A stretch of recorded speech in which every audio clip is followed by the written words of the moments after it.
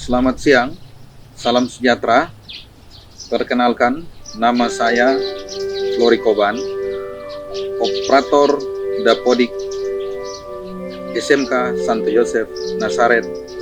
Kali ini saya bawa ke Sentani, ibu kota Kabupaten Jayapura, Provinsi Papua. Di belakang saya itu Gunung Siklop, puncak tertingginya persis di belakang ini. Gunung ini membentang sejauh 36 km dari barat ke timur. Sebelumnya, lokasi ini merupakan kebun dan semak belukar. Nah, tahun 2020, tepatnya di bulan Oktober, lahan ini kami bangun gedung sekolah seperti yang tampak di belakang saya. Sebelum melukai tanah atau menggali pondasi untuk gedung, menurut kepercayaan adat setempat atau adat Papua, harus dilakukan kurban berupa hewan babi. Darahnya dituangkan di tanah di mana akan dibangun pondasi. Pada saat kurban darah harus juga dilakukan bersamaan dengan ibadah menurut agama setempat. Dalam hal ini kami melakukan ibadah melalui agama Katolik. Darah tersebut dipercaya bisa melindungi seluruh pekerjaan fisik agar terhindar dari mara bahaya, sakit maupun cuaca ekstrim.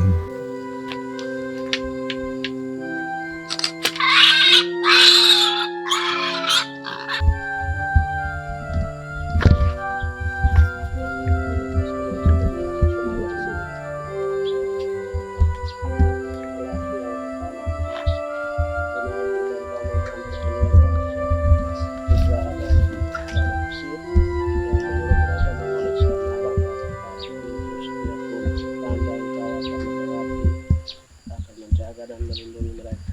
Semoga darah yang akan ditumpahkan di sini untuk memulai pembangunan ini juga berkati dengan berkat yang kudus, Bapa dan Putra dan Roh Kudus. Amin. Ketua Dewan Pendiri sekaligus Kepala Sekolah Pertama SMK Santo Yosef Nazaret, pada Bapak Polosan Pangkodi, persilakan.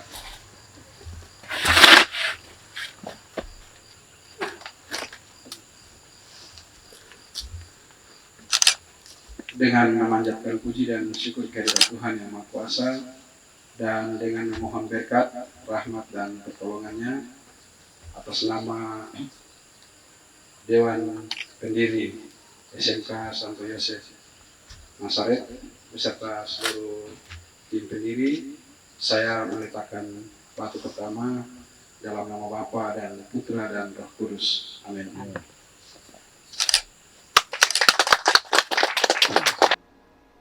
Dalam desain kita bisa melihat ada transformasi huruf Y, yaitu nama pelindung sekolah Yosef dari Nazaret. Yang berikut di dalam denah juga ada ruang kelas, ruang praktek pertanian dan ruang praktek perikanan, dilengkapi dengan ruang guru. Di dalamnya ada ruang kepala sekolah, tata usaha, dan juga ada ruang service area atau ruang pendukung, ada ruang server, ruang diesel, dan lain-lain. Saat pembangunan, kita berada pada kondisi yang sedang terjadi di seluruh dunia, pandemi COVID-19. Tentu ruangan yang menggunakan AC tidak efisien, maka kami memikirkan sirkulasi atau penghawaan alami, di mana di setiap ruangan memiliki penghawaan silang baik di atas maupun di bawah jendela, sehingga terjadi pertukaran angin dengan baik. Kami percaya bahwa secara arsitektur penghawaan alami lebih efisien dan lebih baik untuk kesehatan, apalagi udara di Papua masih sangat bersih dan terjaga. Konon, sejak zaman prasejarah di Danau Sentani atau danau yang terbesar di Papua, hiduplah ikan endemik yang disebut hiu gergaji. Menurut sumber terpercaya Wikipedia, ikan gergaji ini hanya hidup di beberapa negara tropis: Australia, India, Papua New Guinea, Afrika Selatan, dan Thailand. Di Indonesia, hanya ada di Danau Sentani, Sungai Digul, Danau Yanmor Kaimana, Sungai Mahakam Kalimantan, Sungai Siak, dan Sungai Sepi. Sejak tahun 1974, ikan gergaji tidak ditemukan lagi di Danau Sentani. Ikan gergaji masih muncul dalam bentuk kenangan, kerajinan tangan, dan ukiran pada kulit-kulit kayu di masyarakat Sentani. Menjadi pertanyaan kita, apakah benar ikan gergaji tersebut sudah punah di danau terbesar di Papua?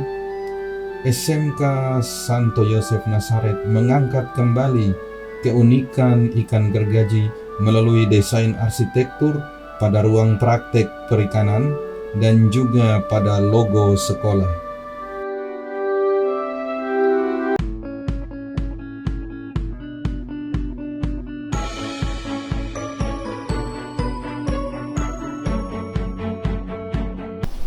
Gedung ini merupakan bantuan dari pemerintah Republik Indonesia melalui Kementerian Pendidikan.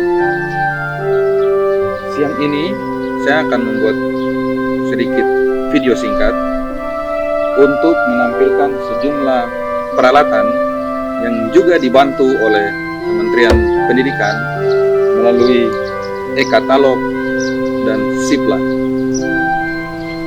Persis di samping kiri saya itu ada Javatech Combine, di mana alat ini dipergunakan untuk memanen padi dan membersihkan jerami. Alat ini merupakan sebuah benda asing yang hadir di tengah-tengah kami. Alat ini tiba dengan kapal laut pada saat musim hujan dari Jawa ke Papua, dan akhirnya bisa tiba dan selamat di bulan Desember 2020. Selamat malam. Dengan Bapak Kepala Sekolah SMK Santo Yosef Nazaret lagi menerima sejumlah peralatan hortikultura dari kementerian yang sudah sampai di Papua. Sepertinya peralatan combine untuk panen padi. Jadi butiran padi yang sudah tua itu dipanen pakai alat combine seperti ini. Jadi terima kasih banyak. Alat ini sudah tiba di Papua, begitu jauh mengerungi lautan dalam keadaan cuaca yang ekstrim, tiba di Papua. Terima kasih banyak. Sekarang ada di tengah-tengah kami dan siap kami pergunakan untuk kebutuhan praktek siswa-siswi jurusan hortikultura pertanian. Baik, kita akan melihat sejumlah peralatan yang lain, namun sebelumnya saya akan mengajak Anda melihat gedung sekolah.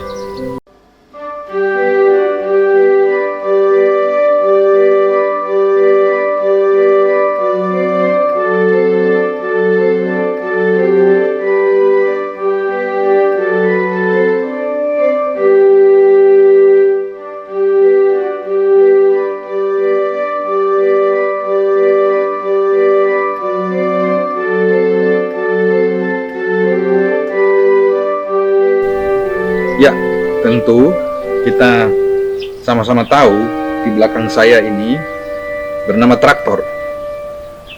Javatech traktor roda 4. Memiliki berat sebesar 2.620 kg.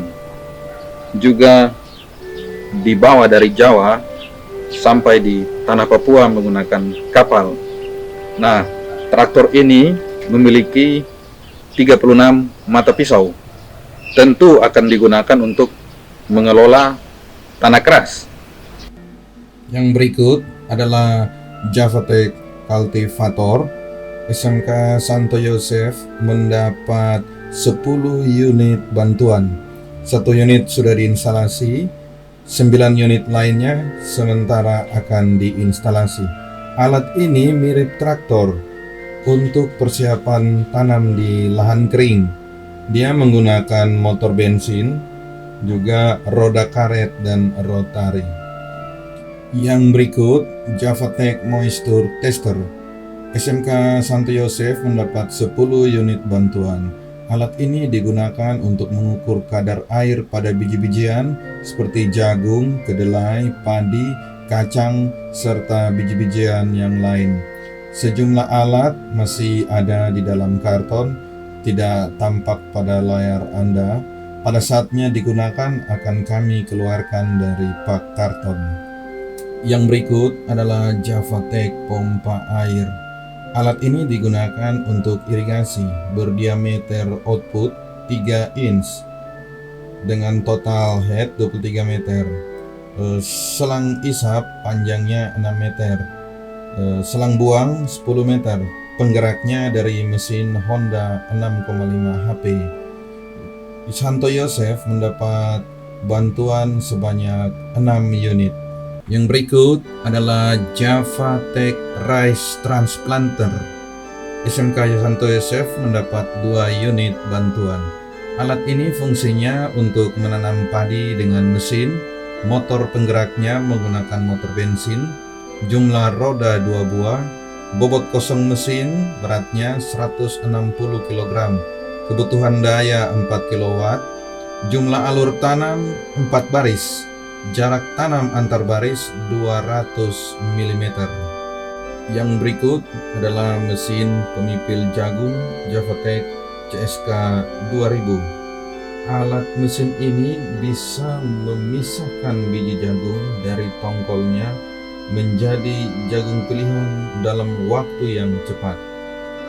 Tipe 4 langkah direct injection, bahan bakarnya solar, sistem pendinginnya radiator, dayanya 6,5 HP, kapasitas pemipilan 1344 kg per jam, tingkat kebersihan 97,8%, tingkat kerusakan 1,8%, efisiensi pemipilan 98,64%, persentase kehilangan hasil 4,94%. SMK Santo Yosef Nazaret mendapat 2 unit dari bantuan pemerintah.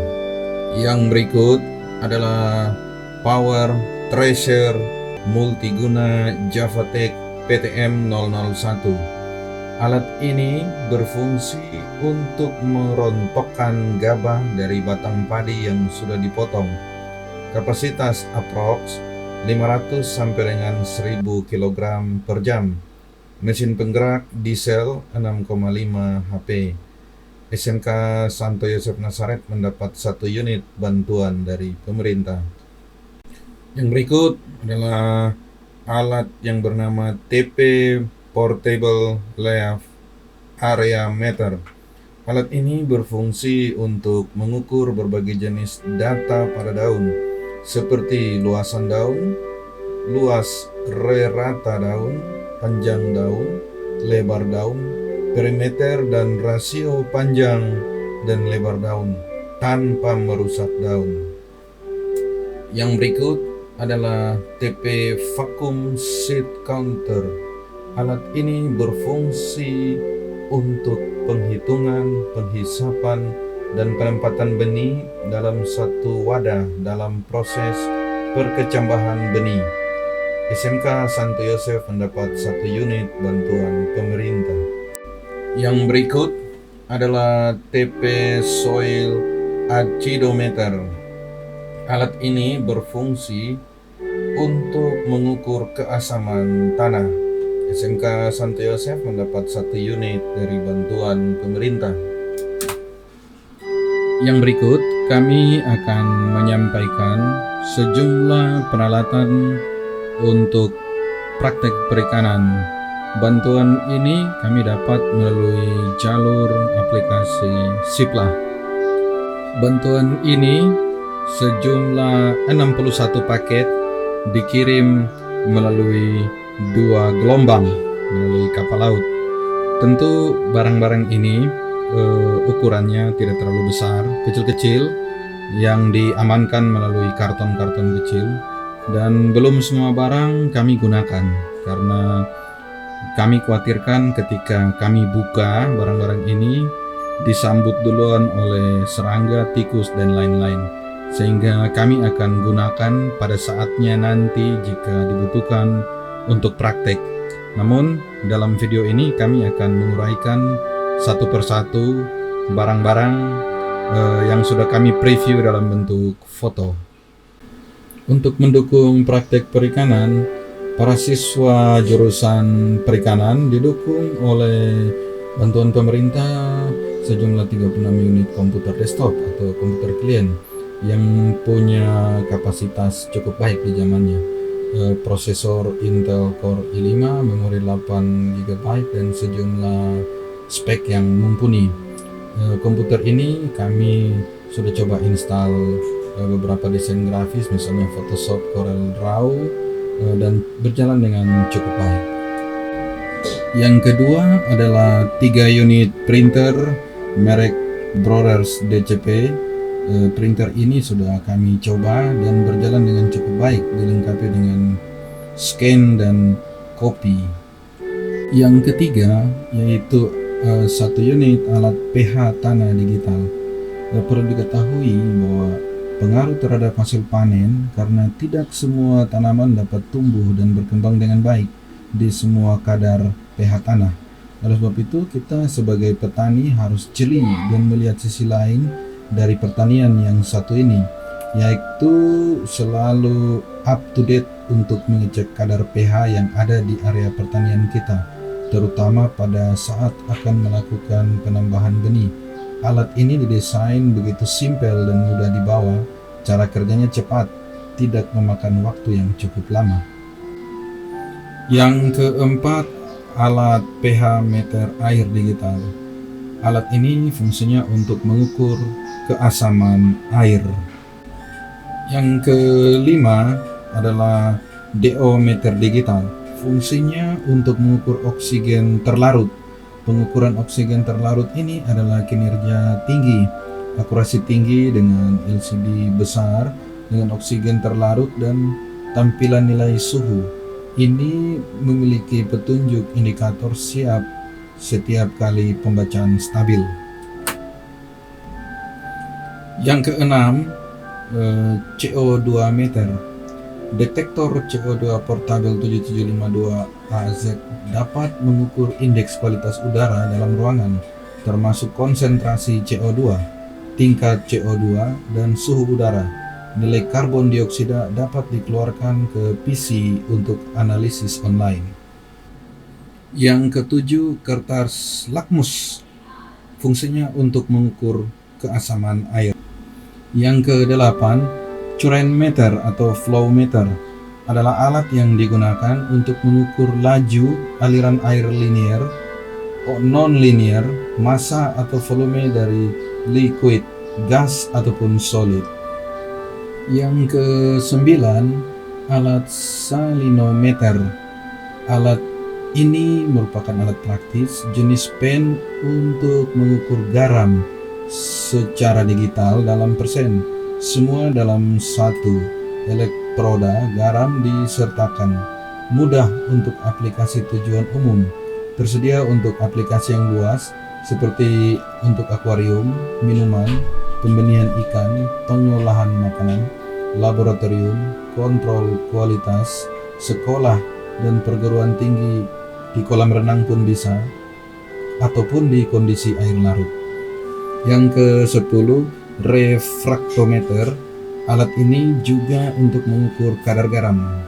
Yang berikut adalah 2 unit bantuan hemositometer, berfungsi untuk melakukan perhitungan sel secara cepat dan dapat digunakan untuk konsentrasi sel yang rendah.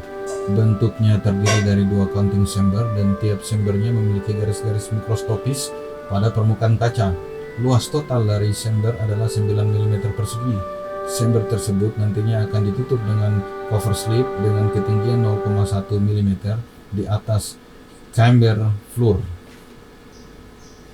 Yang ke-12, alat conductivity meter. Alat ini cukup mahal, berkisar antara 20 juta.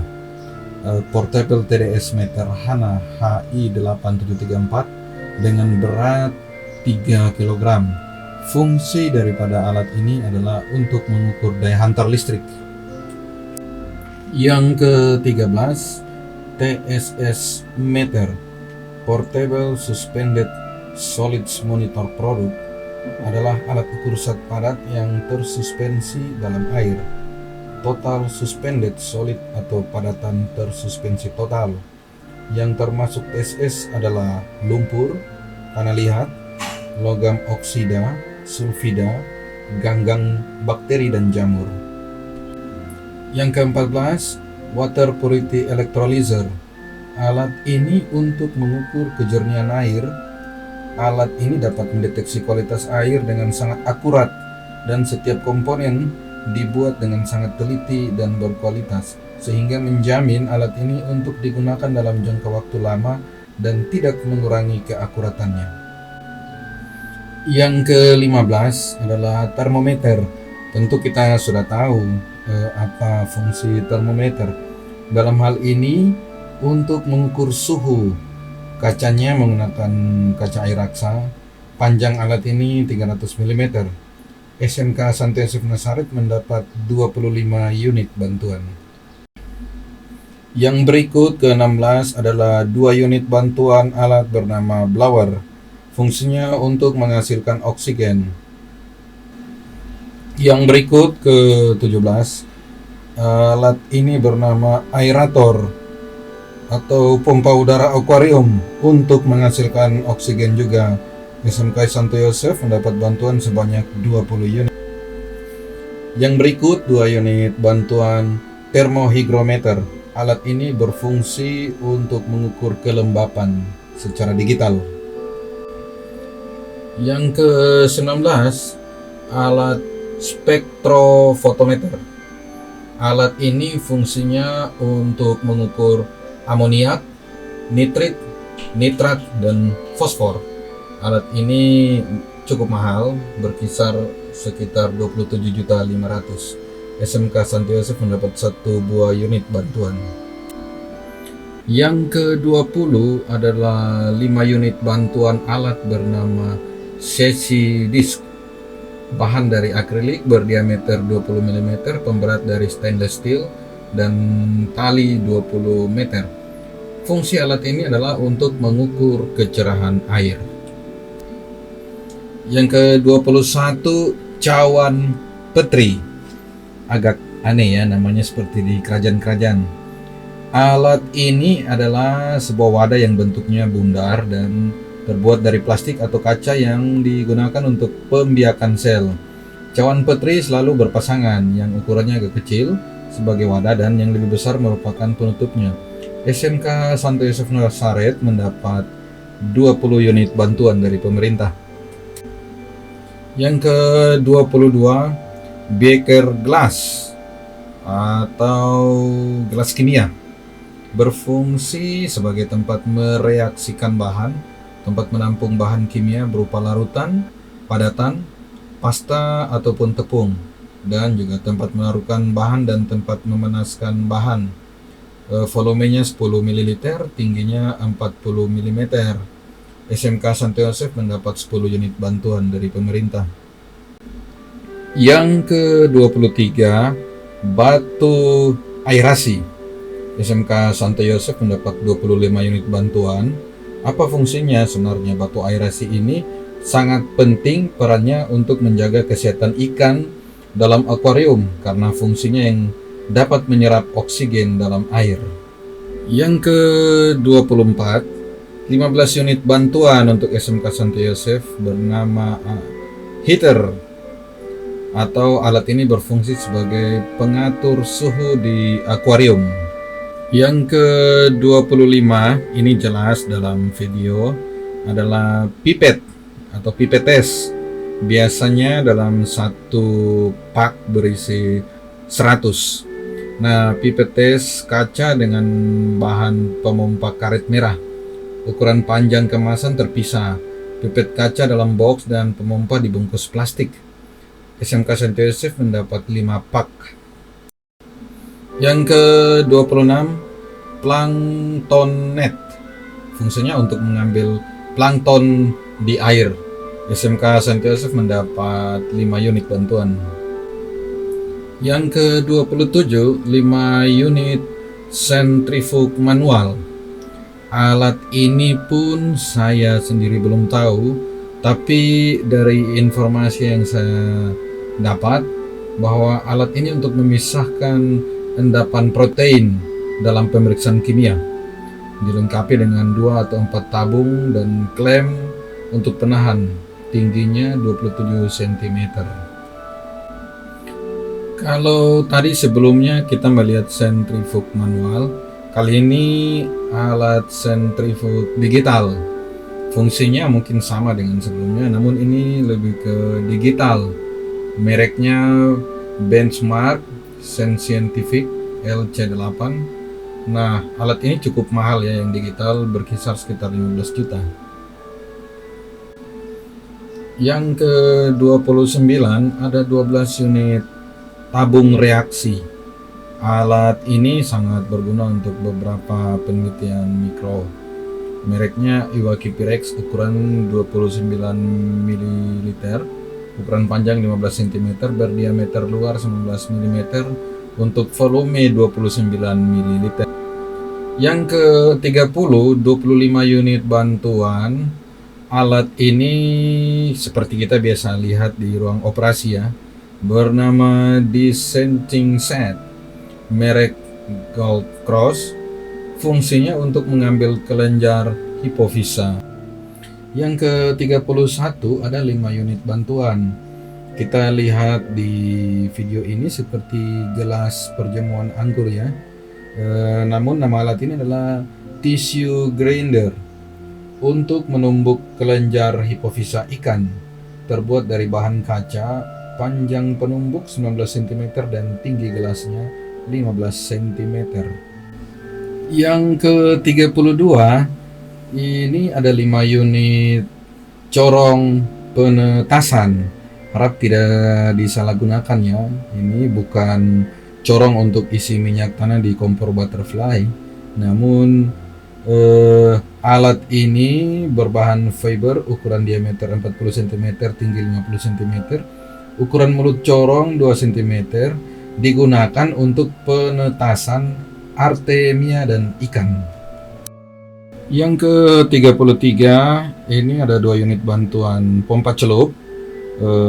Detailnya submersible Tsurumi model HS24S53, buatan Indonesia. Daya output listrik 400 watt, daya dorong 12 meter, debit air 12 meter kubik per jam, outlet 2 inch. Yang ke-34 ada timbangan gantung. Ini fungsinya untuk menimbang ikan, pakan dan pupuk. Timbangan gantung dengan struktur rangka yang kokoh dan berkualitas tinggi, mudah digunakan dan sebenarnya sangat praktis. Yang ke-35 itu timbangan digital untuk menimbang benih, bahan baku, pakan, cista artemia. Yang ke-36 ini juga sama sebenarnya, timbangan digital, namun bentuknya lebih kecil. Karena untuk menimbang telur ikan, mereknya Camry. Nah, skala timbangannya 0,0001. SMK Santo Yosef mendapat 5 unit bantuan. Yang ke-37 ini namanya tabung oksigen. Tentunya sudah tidak asing bagi kita, apalagi di masa pandemi ini. Kita sering lihat di televisi pasien-pasien banyak yang memerlukan tabung oksigen. Nah, fungsinya sebenarnya bisa digunakan di segala kebutuhan untuk praktek perikanan.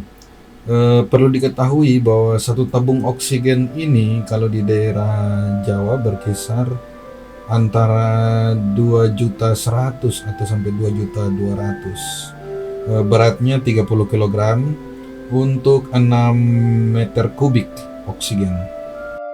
Yang ke-39 ada 2 roll paranet. Ketebalan atau kerapatan paranetnya 75% dan lebarnya 3 meter. Ini untuk naungan. Yang ke-40 ada 2 unit mesin jahit kerambah untuk menjahit kerambah. Ini mereknya Brother A16. Yang ke-41 ada 2 unit loyang sortir terbuat dari plastik, 1 set untuk 15 biji. Fungsinya untuk sortir ikan. Yang ke-42 ada 2 roll waring halus dengan warna hijau, ukuran panjangnya 3 meter kali 2 meter kali 1 meter. Yang berikut ini ada 2 unit waring kasar dengan ukuran 1,2 meter kali 100 meter. Wah, besar ya. Warna hitam. Yang ke-44 ada plastik packing 2 set untuk pengemasan ikan PX, ketebalan 0,7 mikron, panjang 50 dan 50 cm ya, dan lebarnya 50 meter. Yang ke-45 ini juga sama, plastik packing untuk pengemasan ikan, ada 2 set yang dibantu, namun ukurannya berbeda. Itu ada ukuran 50 kali 120 cm dengan ketebalan 7 mikron. Yang ke-46 ada 20 unit bantuan serok kecil. Ini untuk menghitung benih ikan. Nah, yang berikut ada 20 unit serok sedang untuk menghitung benih ikan kecil maupun ikan sedang.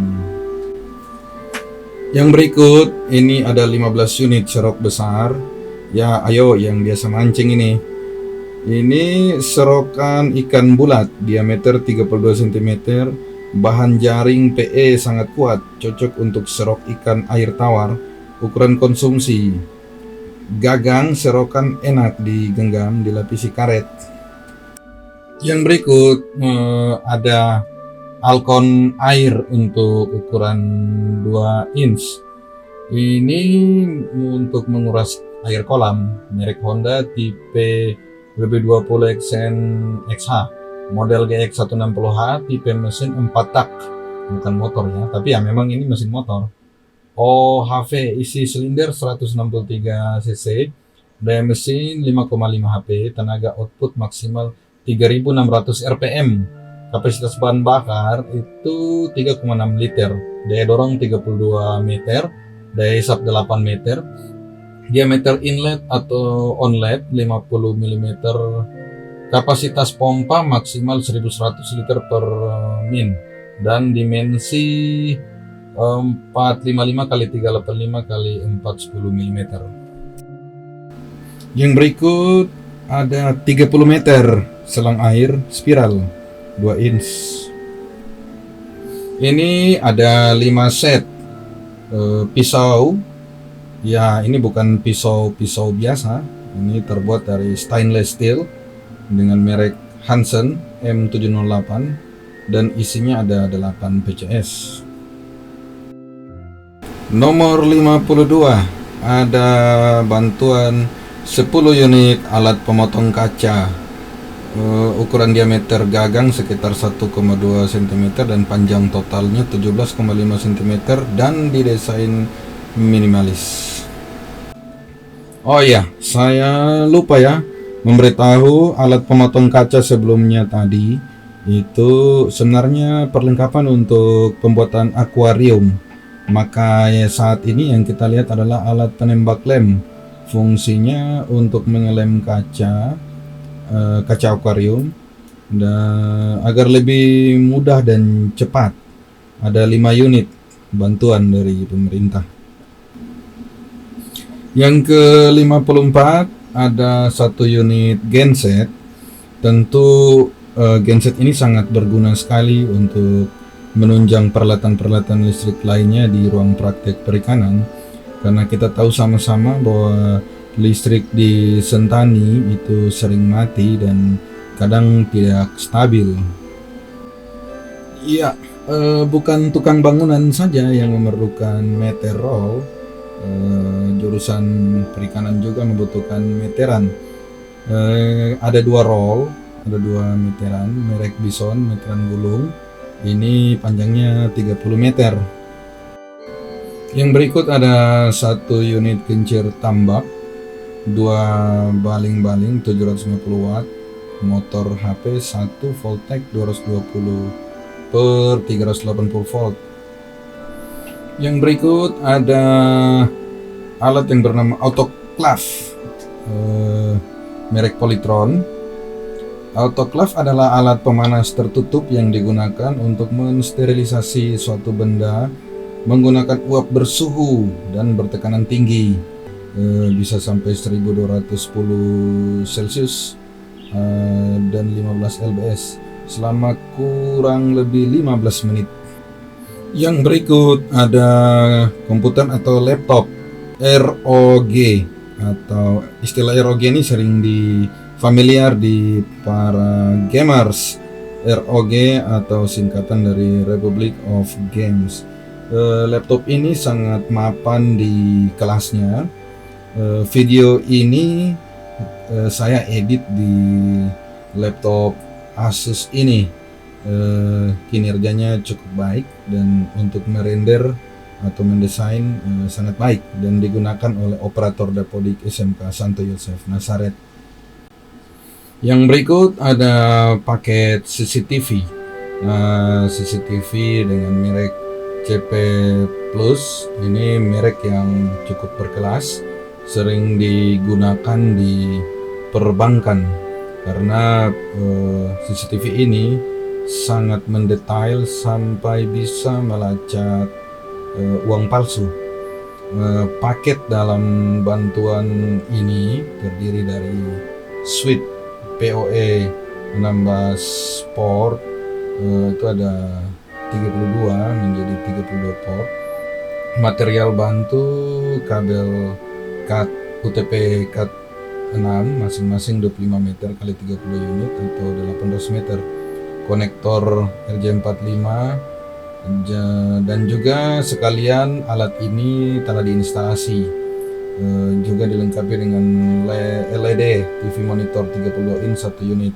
Nah, bisa dilihat dalam video ini CCTV-nya sudah berfungsi. Tentu kita tahu bahwa alat-alat yang mahal dan begitu banyak di SMK Santo Yosef Nazaret, bantuan dari pemerintah, perlu kita awasi bersama, kita jaga dari sisi safety dan keamanan. Dan yang paling terakhir ada 7 unit bantuan laptop bermerek MacBook Pro X5 Core i5. Ini sangat baik dan sangat membantu untuk pekerjaan di SMK Santo Yosef Nazaret, dan sudah kami gunakan beberapa dan yang lain masih dalam karton. Terima kasih. Demikian beberapa hal yang bisa saya sampaikan pada video ini. Semoga video ini dapat membantu kita semua, terutama kepada rekan-rekan bagian jurusan perikanan maupun pertanian di SMK Santo Yosef Nazaret, agar tidak bingung dalam mencari alat-alat yang berada di ruangan praktek. Semoga alat-alat ini menjadi bagian yang sangat berguna untuk proses belajar mengajar praktek perikanan maupun pertanian. Jika ada hal-hal yang kurang berkenan atau kurang jelas dalam video ini, saya mohon maaf. Dan secara detail tentu alat-alat ini lebih dipahami oleh guru-guru penjurusan masing-masing jurusan. Terima kasih. Salam saya Farikoban, operator Dapodik SMK Santo Yosef Nazaret.